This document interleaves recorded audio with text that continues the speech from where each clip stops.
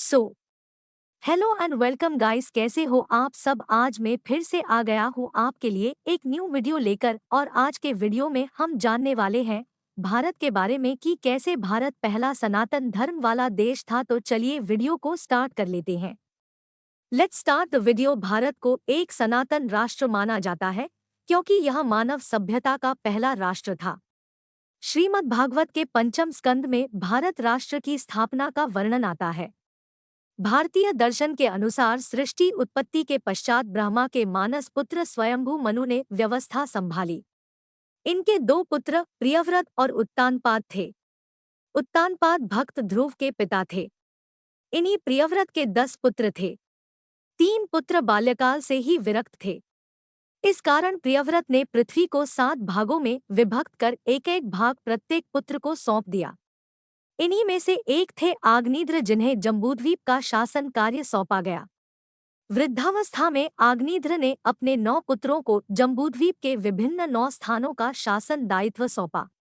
इन 9 पुत्रों में सबसे बड़े थे नाभि, जिन्हें हिमवर्ष का भूभाग मिला। इन्होंने हिमवर्ष को स्वयं के नाम अजनाब से जोड़कर अजनाब वर्ष प्रचारित किया। यह हिमवर्ष या अजनाब वर्ष ही प्राचीन भारत देश था। राजा नाभि के पुत्र थे ऋषभ। ऋषभदेव के 100 पुत्रों में भरत ज्येष्ठ एवं सबसे गुणवान थे। ऋषभदेव ने वानप्रस्थ लेने पर उन्हें राजपाट सौंप दिया। पहले भारतवर्ष का नाम शबदेव के पिता नाभिराज के नाम पर अजनाब वर्ष प्रसिद्ध था। भरत के नाम से ही लोग अजनाब खंड को भारतवर्ष कहने लगे। ईसा से कोई 4 सहस्र वर्ष पूर्व भारतवर्ष के मूल पुरुष स्वयंभुव मनु उत्पन्न हुए। इनकी 3 पुत्रियां तथा 2 पुत्र हुए। पुत्रों के नाम प्रियव्रत और उत्तानपाद थे। प्रियव्रत के 10 पुत्र हुए। इन्हें प्रियव्रत ने पृथ्वी बांट दी। ज्येष्ठ पुत्र अग्निंध्र को उसने जम्बूद्वीप एशिया दिया। इसे उसने अपने हाथों 9 पुत्रों में बांट दिया। बड़े पुत्र नाभि को हिमवर्ष हिमालय से अरब समुद्र तक देश मिला। नाभि के पुत्र महाज्ञानी सर्वत्यागी ऋषभदेव हुए। ऋषभदेव के पुत्र महाप्रतापी भरत हुए, जिन्होंने अष्टद्वीप जय किए और अपने राज्य को 9 भागों में बांटा। भरत के नाम पर हिमवर्ष का नाम भारत, भारतवर्ष या भरतखंड प्रसिद्ध हुआ। इसके अनंतर इस प्रियव्रत शाखा में 35 प्रजापति और 4 मनु हुए। चारों मनुओं के नाम स्वारोचिष, उत्तम, तामस और रैवत थे। इन मनुओं के राज्यकाल को मनवंतर माना गया।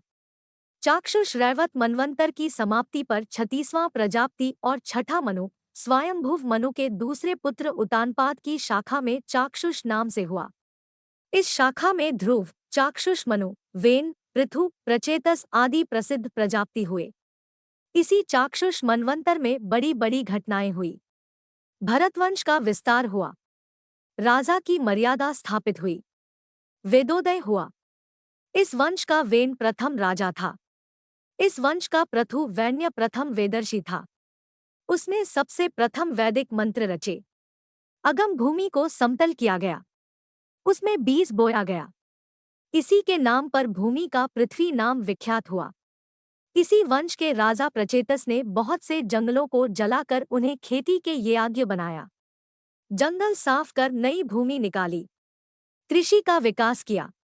इन 6 मनुओं के काल का समय, जो लगभग 1300 वर्ष का काल है, सतयुग के नाम से प्रसिद्ध है। मनवंतर काल में वह प्रसिद्ध प्रलय हुआ, जिसमें काश्यप सागर तट की सारी पृथ्वी जल में डूब गई। केवल मन्यु अपने कुछ परिजनों के साथ जीवित बचा। सतयुग को ऐतिहासिक दृष्टि से 2 भागों में विभक्त किया जाता है। एक प्रियव्रत शाखा काल, जिसमें 35 प्रजापति और 5 मनु हुए। दूसरा उत्तानपाद शाखा काल, जिसमें चाक्षुष मनवंतर में 10 प्रजापति और राजा हुए। सो गाइस, आज के वीडियो में इतना ही। इसका नेक्स्ट पार्ट कल आएगा, क्योंकि आज की वीडियो में अगर पूरा डाल देते तो वीडियो कुछ ज़्यादा ही बड़ा हो जाता। तो इसके अगले पार्ट को देखने के लिए हमारे चैनल को सब्सक्राइब कर ले और इस वीडियो को भी लाइक और शेयर कर दे। हम आपसे मिलते हैं इसके अगले पार्ट के साथ अगली वीडियो में कल शाम को। तो stay tuned and thank you so much for watching. Bye.